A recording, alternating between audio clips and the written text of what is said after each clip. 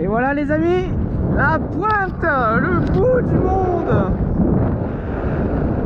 Voyez un petit peu, si vous regardez sur votre carte, sur Google Maps, vous regardez le sud-est des Pouilles, la pointe de l'Italie, du talon de la botte italienne. Vous tomberez sur la ville de Santa Maria di Leuca qui est ici, avec son phare, sa basilique et la pointe qui est vraiment encore plus le bout du bout, c'est vraiment ce qu'il y a devant nous quoi. C'est assez exceptionnel, il suffit qu'on fasse encore ce dernier virage là et on laissera l'Italie derrière nous. Voilà, l'Adriatique est juste à gauche, la Mérionienne se dresse là devant nous. Ah, c'est incroyable, c'est incroyable. Voilà, un sacré moment, un beau moment. On est arrivé ici de nuit, ce phare nous a guidés jusqu'ici. Et là, j'ai hâte de rien voir derrière ça. Aïe, aïe, aïe. Vous vous rappelez, on était tout là-haut, au balcon, là-haut, là. On avait une belle vue. Donc, à mon avis, notre cap doit être un peu par là. Tiens, regardez. Parce que tout à l'heure, j'ai peur qu'on soit pile face au vent. Mais de toute façon, c'est un effet de site pour l'instant, puisque le vent circule le long de... Ouais, donc on est quasiment au bon cap. Il va falloir abattre un tout petit peu. Ok, donc on doit abattre de 5 degrés par là-bas. Là pour l'instant j'espère que le vent, et vous voyez il arrive de là, et il tourne comme ceci, et il longe la côte. C'est pour ça qu'on l'a un petit peu plus de face. Mais l'idée c'est de savoir quel vent on aura après ce cap, pour savoir également quel type de voile je vais mettre. Parce que juger quelle voile on va mettre au pied d'un cap, c'est un petit peu stupide, vous ne trouvez pas? Donc on va attendre de voir quel vent on aura quand on aura le vent établi qui est juste là-bas derrière, tranquillement. Et on verra si on a un riz ou pas à prendre pour une traversée plus tranquille. Mais sinon, il n'y aura pas de riz, donc à voir. Voilà, pour l'instant c'est sûr qu'on a le vent est dans le mauvais sens par rapport à ce qui sera plus tard et à la mauvaise force. Donc attendons de voir un petit peu ce qu'il y aura plus loin. Voilà, même si ça nous fait faire 5 minutes de moteur en plus, c'est pas trop un problème. Le principal c'est surtout de ne pas hisser des voiles avec une météo, et qu'une fois que les voiles sont hissées, vous vous rendez compte qu'en fait la météo a changé puisque vous avez passé le cap quoi. Ce qui aurait été un peu dommage. Vous voyez, il n'y a plus rien, vous voyez, il reste plus que ce bout de terre là, et bientôt même celui-ci aura disparu et il n'y aura plus rien autour de nous. Ah, ça va être incroyable. Ah, sensation exquise, sensation exquise.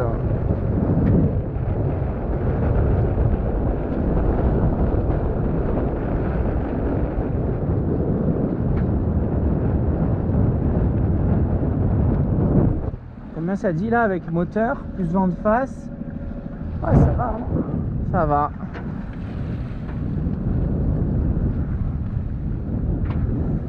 Parce que également, etc. C'est bien parce que vu que j'ai eu du monde à bord, j'ai fait tellement de cours que du coup j'ai plein de trucs à vous raconter que vous savez déjà hein, de toute façon. Mais c'est vrai que j'ai un peu peaufiné ma pédagogie et c'était vraiment très agréable. Donc il faut bien comprendre au niveau de justement quand vous allez hisser vos voiles, typiquement, savoir si on doit prendre un riz, pas prendre de riz, etc. Vous savez, vous n'êtes pas sans savoir en tout cas que y a cette histoire de vent réel. Le vent réel, c'est si j'arrête le bateau, quel vent je vais avoir. Si je me mets debout sur ce caillou là et que je suis fixe et que je tends les bras comme ça et que je veux ressentir le vent, si je mets un anémomètre à cet endroit là, je vais avoir du vent réel, d'accord? C'est le vent qu'il y a en réalité. Ok, maintenant il y a aussi le vent vitesse, puisque là avec Saori je suis en train d'avancer au moteur, d'accord? Donc vu que Saori elle avance au moteur, et ben elle crée son propre vent, d'accord? Pour bien le comprendre, c'est très simple. Quand vous êtes en vélo, il n'y a pas un pet de vent, d'accord? Il n'y a pas du tout de vent quand vous arrêtez. Vous voyez, vous regardez, levez les yeux, il n'y a pas de vent. Les arbres ne bougent pas. Par contre, quand vous allez à pleine balle dans une descente, même s'il n'y a pas de vent, vous allez ressentir plein de vent dans la tête, comme ça. Même avec une moto encore plus. Donc ça, c'est le vent vitesse. Le vent que vous créez avec votre vitesse, forcément. Même si vous couriez très vite, vous auriez aussi du vent comme ça, que vous serez en train de créer votre propre vent, d'accord? Et donc là c'est pareil avec Saori. Donc on a le vent réel il vient comme ça là, vous voyez les vagues elles viennent comme ça, donc le vent réel il est quasiment pleine tête, il est un petit peu sur bâbord. Et le vent vitesse il est aussi comme ça, d'accord, le vecteur vitesse il va là-bas, ok. Donc qu'est-ce qui se passe si le vecteur du vent réel et que le vecteur du vent vitesse ils sont quasiment alignés? Qu'est-ce que ça fait? Ça s'additionne. Donc il y a plus de vent sur votre anémomètre, sur l'anémomètre qui calcule le vent apparent. Il y a plus de vent apparent que de vent réel, d'accord? Donc c'est important pour vous, vous dites si vous êtes à 5-6 nœuds au moteur face au vent, ben peut-être que quand vous allez hisser les voiles et sans le moteur, vous allez perdre quelques nœuds de vent et du coup ça va jouer aussi sur votre sur quelle voilure vous allez adapter, ok? Ça c'est le plus simple, de toute façon vous ne pouvez pas trop vous faire surprendre puisque quand vous allez face au vent, vous avez le vent vitesse qui s'additionne au vent réel et donc vous avez plus de vent que d'habitude, d'accord? Vous avez cette sensation d'ailleurs, vous savez bien que quand on remonte au près, en plus du fait que le bateau gîte et que les vagues défilent vite, on a cette sensation que on avance vite, on a l'impression d'avancer vite, ok? C'est de par le fait que les vagues défilent dans le sens contraire, c'est de par le fait que le bateau penche un peu, mais c'est aussi de par le fait qu'on ressent beaucoup de vent dans la tête parce qu'on a tous les vecteurs qui s'additionnent, d'accord? Alors que quand on regarde une vitesse de fond, oui c'est ça, une vitesse de fond, c'est-à-dire à quelle vitesse je vais au niveau de du point GPS, donc réel et pas sur le speedo, eh bien vous allez voir que vous n'allez pas si vite que ça au final. Vous avez une impression de vitesse, mais elle est faussée par justement les trois exemples que je vous ai expliqués juste avant. Vous voyez, les petites grottes, etc. Par contre, là où il faut faire très attention, c'est quand vous êtes au portant et que justement si le vent commence à fraîchir un petit peu, donc à forcir, vous allez avoir par exemple, je vais dire un exemple, vous avez 12 nœuds au portant, grand voile haute, génois plein, etc. Vous vous régalez, le vent monte, 13 nœuds, 14 nœuds, 15 nœuds, 16 nœuds, voilà on va dire ça, 16 nœuds au portant, c'est un régal, d'accord, c'est ce qu'il y a de mieux, 16 nœuds au portant, grand voile haute, génois plein, vous vous régalez, d'accord, c'est très très bien. Mais imaginons que ça continue à monter un petit peu, 17, 18, bon, là ça peut être intéressant de ne pas se retrouver en surpuissance et donc surtoilé et donc en surpuissance, ok? Donc qu'est-ce qui va se passer au niveau des vecteurs? Votre bateau il avance bien, vous êtes à la voile, on va prendre le même exemple, il y a 16 nœuds de vent, d'accord? Non, vous avez l'impression que vous êtes à 16 nœuds, 17 nœuds, etc. D'accord? Donc vous avez l'impression qu'il y a 16 nœuds de vent, sauf que votre bateau, lui, il avance pleine balle à 6 nœuds, ok? À 6 nœuds au portant. Donc qu'est-ce qui se passe? Le vecteur vitesse, il part toujours vers l'arrière, sauf que le vent réel, lui, il part vers l'avant, ok? Donc les deux vecteurs, ils sont opposés. Puisque le vent vitesse que je crée avec mon bateau, il sera toujours dans le même sens, d'accord? Il sera toujours vers l'arrière. Alors que le vent réel, là, il est comme ceci. Mais si le vent réel, il vient de l'arrière parce que c'est du portant, il faut bien comprendre que les vecteurs vont s'annuler, ok? Et donc, sur votre vent apparent, vous allez avoir, du coup, deux vecteurs qui s'annulent. J'ai oublié d'enlever ces pare-battes là. Deux vecteurs qui s'annulent, ce qui fait que vous allez, comme je vous dis, vous retrouver avec, par exemple, 16 nœuds de vent. Sauf que si vous vous dites... oh bah par sécurité je vais prendre un petit riz, on sait jamais. Bah, du coup qu'est-ce que vous allez faire? Vous allez vous remettre soit au près pour le faire à la voile, soit face au vent pour le faire au moteur, et vous allez essayer de prendre un riz. Sauf que surprise, et ça vous l'est normalement, ça vous l'a tous déjà fait, surprise quand vous passez du portant au face au vent, d'un coup le vent augmente énormément. Bah pourquoi? C'est parce que les 6 nœuds qui étaient en train de s'annuler, les 6 nœuds de vent vitesse qui annulaient, en fait vous aviez 16 nœuds de vent apparent au portant, et puis en tournant, en fait il n'y avait pas 16 nœuds mais il y avait 20 nœuds de vent réel, sauf que en avançant avec votre vent vitesse ça s'annulait, d'accord, les deux vecteurs s'annulaient.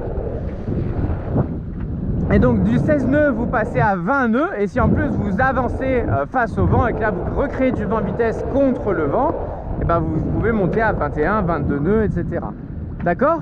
Donc ça, il faut bien le comprendre, notamment quand vous allez pour faire une grande navigation au portant. Pensez bien que si vous avancez au portant, et d'ailleurs c'est pour ça qu'on a toujours l'impression quand on est au portant que tout est calme, que le bateau n'avance plus, que la mer est calme, etc. Non, c'est que des impressions, des fausses impressions en fait, puisque là, déjà vous êtes dans le sens des vagues, donc les vagues défilent beaucoup moins vite, donc vous avez l'impression que le paysage défile moins vite, donc on va moins vite, hein, ça c'est classique, c'est un réflexe de quand vous regardez par la fenêtre en voiture, forcément quand ça défile vite c'est que la voiture va vite, quand ça défile pas vite c'est que la voiture va pas vite, d'accord? En bateau c'est pas forcément le cas, quand vous êtes face au vent le paysage défile beaucoup plus vite que quand vous êtes forcément en train de rattraper les vagues, en train de les surfer et donc dos au vent. Ok? En plus de ça, le bateau ne gîte moins au portant, le bateau au portant il a tendance à être un peu plus à plat, ce qui fait que si le bateau est à plat, vous avez moins l'impression de pencher, vous avez moins l'impression que la navigation est sportive et donc vous avez moins l'impression d'aller vite. Ok? Et il y a évidemment ce troisième facteur qui est le plus important d'ailleurs, puisque les autres c'est presque subjectif, enfin c'est presque visuel mais sans plus, alors que là c'est très concret, vent réel plus vent vitesse. Quand vous êtes face au vent, ils s'additionnent, quand vous êtes au portant, vent arrière encore plus, ils vont s'annuler, d'accord? Ils vont s'annuler.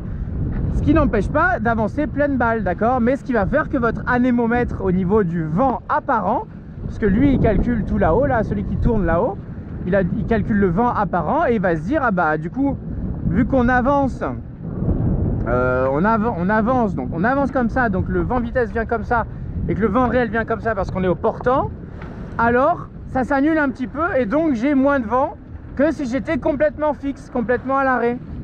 D'ailleurs, il y a vraiment, si vous voulez avoir une certitude de votre vent réel, si vous voulez être certain, il est toujours possible de vous arrêter au milieu de l'eau, si vous avez la possibilité, évidemment, si les conditions le permettent.